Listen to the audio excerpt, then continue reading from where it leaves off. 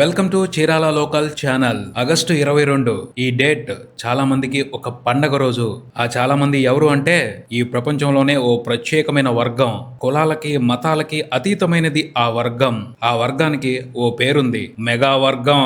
వాళ్ళని మెగా అభిమానులు అంటారు. మెగా అభిమానులు ప్రపంచవ్యాప్తంగా ఉన్నారు. కొంచెం ఓపిక చేసుకుని వెతికి చూస్తే ప్రతి దేశంలోనూ మెగా అభిమానం ఉనికి ఉంటుంది. మెగా అభిమానుల్లో కామన్ గా ఓ ఎనర్జీ ప్రవహిస్తా ఉంటుంది. ఆ ఎనర్జీ పేరు చిరు. మెగా అభిమానులందరి గుండెల్లో కొలువై ఉన్న మూల విరాట్ Konidela Sivasankara Varaprasad alias megastar Chiranjeevi. Megastar పుట్టినరోజే ఆగస్టు 22. సో ఆ సందర్భాన్ని పురస్కరించుకుని వరల్డ్ వైడ్ తెలుగు వాళ్ళున్న ప్రతి చోట మెగా సంబరాలు జరుగుతాయి. ఆ రోజున చీరాలలో కూడా మెగా సంబరాలు ఉంటాయి. ఎందుకంటే చీరాల దగ్గర పేరాలు ఉంటుంది. పేరాలు ఉండేవాడు కొంతకాలంలో.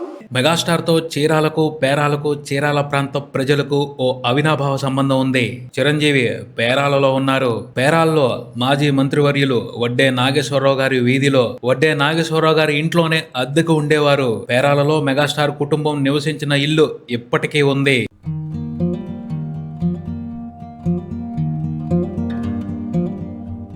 చిరంజీవికి ఆ ఇంట్లో ప్రత్యేకమైన గది ఉండేదట. ఆ గదిలోనే ఆయన వ్యాయామం చేస్తూ బాడీ బిల్డ్ చేసేవారట. ఆ ఇంటికి వచ్చే పిల్లలు కిటికీలోంచే మెగాస్టార్ వ్యాయామాలు చేయటం చూసి ఆశ్చర్యపోయేవారట. అంత ప్రత్యేకంగా ఆయన దేహ దారుఢ్యాన్ని పెంచుకునేవారట. ఆయన వ్యాయామం చేసే విధానాన్ని చూడటానికి పిల్లలు మళ్ళీ మళ్ళీ ఆ ఇంటికి వెళ్లేవారట. అదో సరదా అంటూ ఆ కుటుంబంతో సన్నిహితంగా ఉండేవాళ్ళు ఇప్పటికీ చెప్పుకుంటా ఉంటారు. ఆ పరిసరాలకి వెళ్ళినప్పుడు, ఆ ఇంటిని చూస్తున్నప్పుడు చీరాల వాసులకు ఓ ప్రత్యేకమైన అనుభూతి. ప్రెజెంట్ జనరేషన్ కూడా అద్భుతంగా ఆ ప్లేస్ కు వెళ్లి ఫీల్ అవుతా ఉంటుంది. ఆ ఇంటిని చూసి ఇక్కడ మెగాస్టార్ ఉండేవారా, నాగబాబు ఇక్కడ ఉన్నారా, పవన్ కళ్యాణ్ కూడా ఇక్కడ కొన్ని రోజుల పాటు ఉన్నారా అని ఆ ఇంటిని చూసుకుని మురిసిపోతూ ఉంటారు.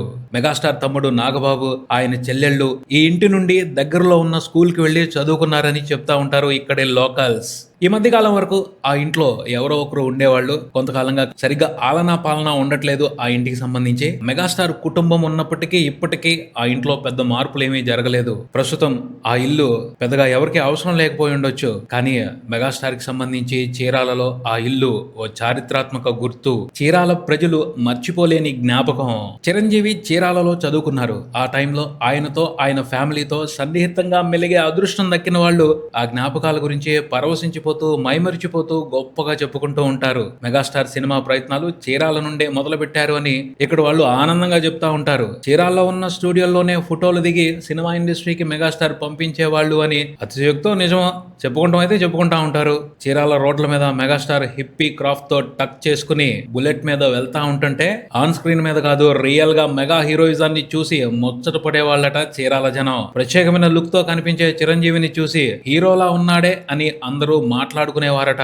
ఇక్కడ వాళ్ళు అనుకున్నట్టే చిరంజీవి స్వయం కృషితో అంచెలంచెలుగా ఎదిగి తెలుగు సినిమా చరిత్రలో సమున్నత స్థానానికి చేరి చీరాల ప్రజలకు కూడా గర్వకారణంగా నిలిచారు. ప్రొహిబిషన్ అండ్ ఎక్సైజ్ శాఖలో మెగాస్టార్ తండ్రి పనిచేసేవాళ్ళు. ఆయన ఆ పని మీద చీరాల్లో కూడా కొన్నాళ్ళు ఉండటం జరిగింది. కానిస్టేబుల్స్ గా పనిచేసిన జంగం డేవిడ్, కూర్మయ్య ఆ ఫ్యామిలీతో ఎక్కువ సన్నిహితంగా ఉండేవాళ్ళు అని చెప్తా ఉంటారు. డేవిడ్ గారి కుమారుడు జంగం హయర్ జైపాల్ గారు చిన్నతనంలో వారి ఇంటికి వెళ్తూ వస్తూ ఉండేవాళ్ళని చెప్పారు. చిరంజీవి గారికి సంబంధించి జైపాల్ గారు ఇచ్చిన వివరాలు చూడండి.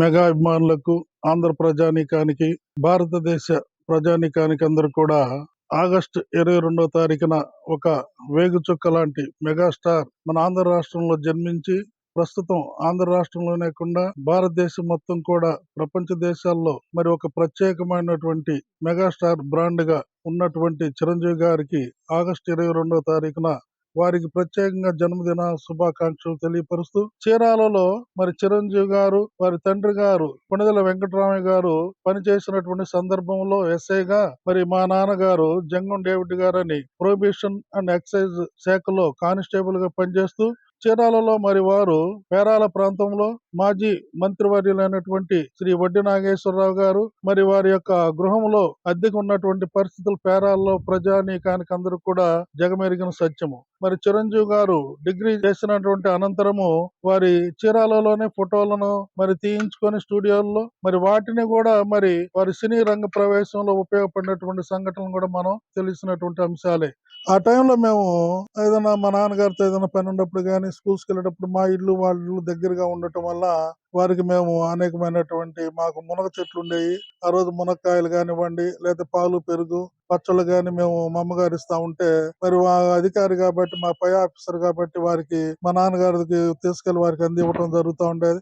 ఒక్కోసారి మేము వారి ఇంటికి వెళ్ళినప్పుడు చిరంజీవి గారు వాళ్ళ నాన్నగారు ఎస్ఐ గారు అరే చిన్న చిన్న ఏదైనా బజారు పోయి చిన్న రథం కాడకు పోయి లేకపోతే అది తీసుకురా ఇది తీసుకురా అని చెప్తా ఉంటే వాళ్ళ అమ్మగారు కోపడతా ఉండేది. ఏందా చిన్న పిల్లలకి నువ్వు ఆ పనులు చెప్తున్నావు అని చెప్పి ఒక అంజనమ్మ గారు అంటా ఉంటా 2-3 సార్లు అంటాం కూడా జరిగింది. ఆయన పెద్ద ఆయన కదా, తప్పే ఉంది, ఆయన ఎస్ఐ గారు కాబట్టి ఆయన దగ్గర పనిచేసే కానిస్టేబుల్ పిల్లలు కాబట్టి మాకు చెప్తారు. అంటే అది మేము ఒక ఉద్యోగస్తులా భావించాల, అదొక కుటుంబం. అంటే చిరంజీవి గారు మా నాన్నగారు మేము చిన్నపిల్లలు కదా, మాదంతా కుటుంబం అనుకునేవాళ్ళం. అంతేగాని వాళ్ళు ఉద్యోగస్తులు మేము ఉద్యోగస్తులు అన్న ఫీలింగ్ మాకైతే లేదు. ఈ రోజు కూడా చిరంజీవి గారి కుటుంబం అన్నా మా కుటుంబం అన్నా కూడా మేము ఒకటిగానే భావిస్తాం. వారికి మేము చాలా సార్లు నాగబాబు గారిని మరి ప్రశాసన్ నగర్ లో మరి వారి ఇంటి దగ్గర వారి ఆఫీసులో జూబ్లీహిల్స్ లో కలవటం జరిగింది. మరి నాగబాబు గారు కూడా మరి చీరాల హై స్కూల్లో కానివ్వండి, చీరాల కాలేజీలో కూడా కొంతకాలం విద్యను అభ్యసించినటువంటి పరిస్థితులు ఉన్నాయి. వారి చెల్లెలు విద్యుదుర్గ కూడా చీరాల్లో చదువుకున్నట్లు మాకు కొంచెం గమనంలో జ్ఞాపకం వస్తా ఉంది. మరి పవన్ కళ్యాణ్ చూస్తే మాకు చాలా ఈ రోజు సంతోషకరంగా ఉంది. ఎందుకంటే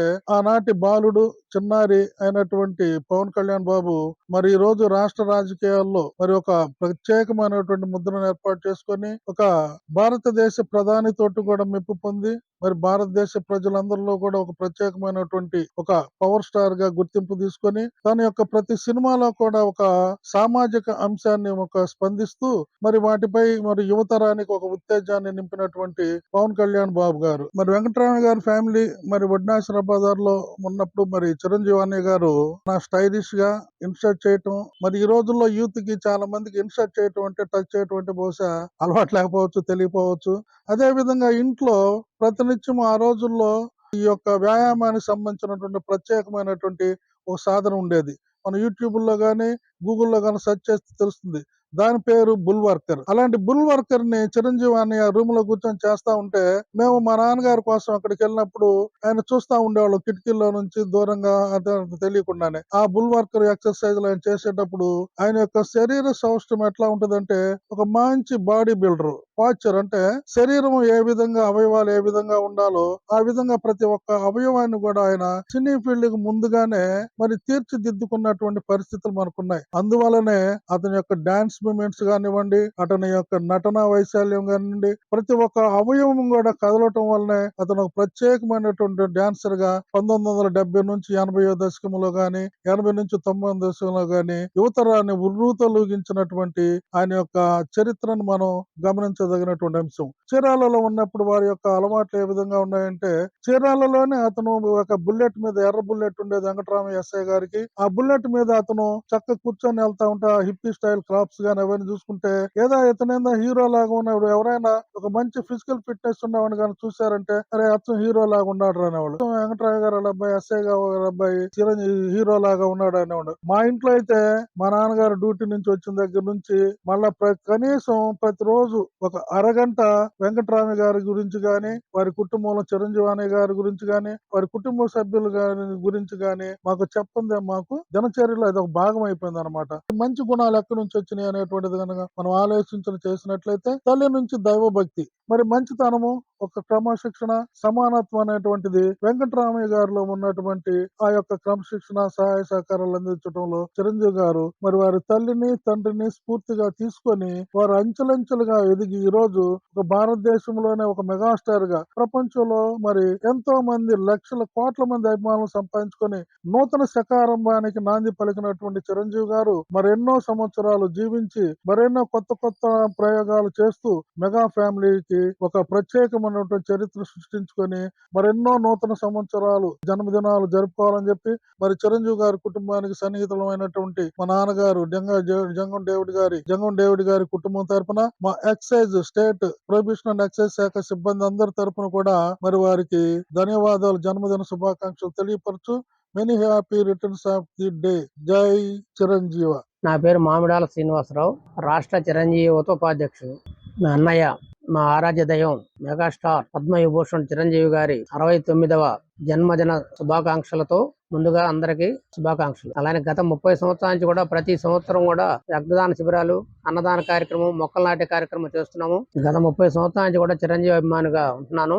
తర్వాత ఒక 10 సంవత్సరాల తర్వాత నన్ను నాగేంద్ర బాబు అన్నయ్య గారు ప్రకాశం జిల్లా చిరంజీవి యువత అధ్యక్షులుగా ఎన్నుకోవడం జరిగింది.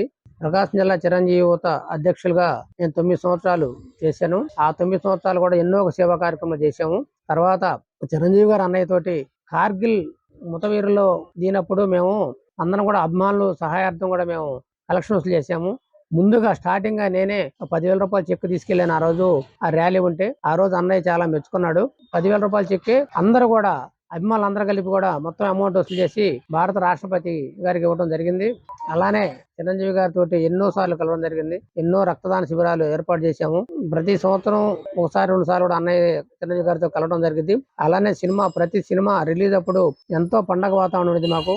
బెనిఫిట్ షోలు కాడి నుంచి కూడా ఒకసారి అర్ధరాత్రి సినిమాలు కూడా వేసాం. అలానే ఇంద్రా సినిమా అయితే 175 రోజులు చీరాల్లో ఆడిచాం. ఆ సినిమాను కూడా నేనే తీసుకోవడం జరిగింది మా ఫ్రెండ్స్ తో కలిపి. 175 వేసి సద్దినోత్సవ వేడుకలు కూడా ఇక్కడే ఏర్పాటు చేసాము. అలానే ఎక్కువగా సేవా కార్యక్రమం అన్నయ్య ఎవరు కూడా రక్తం దొరక ఎవరు ప్రాణాలు పోకూడదనే ఉద్దేశంతో ఒక మాట కోసమే రక్తదాన శిబిరాలు మేము ఏర్పాటు చేసాం. అలానే కళ్ళు చూపు లేని వాళ్ళకు కూడా కళ్ళు దానం చేయటం, ఎవరైనా చనిపోతే కళ్ళు కూడా మేము అలాంటివి కూడా 15 జతలు కళ్ళు కూడా సేకరించి మా ట్రస్ట్ కి పంపడం జరిగింది. అది ఏంటంటే ఒకళ్ళకి కళ్ళు లేని వాళ్ళకి ఉపయోగపడేది అని చెప్పి అన్నయ్య చెప్పిన దాని మీద ఆ కళ్ళు కూడా మేము దానం చేయడం జరుగుతుంది. ముఖ్యంగా టౌన్ లో గానీ ఎక్కడైనా కానీ చుట్టుపక్కల రక్తం బ్లడ్ కావాలంటే వెంటనే ఇమీడియట్ గా 1 గంటలో ఏర్పాటు చేస్తున్నాము. అలానే మా అభిమానులందరూ కూడా నా తోటి అభిమానులందరూ కూడా సహకరిస్తున్నారు. ముందుగా వారందరూ కూడా హృదయపూర్వక నమస్కారాలు తెలియజేస్తూ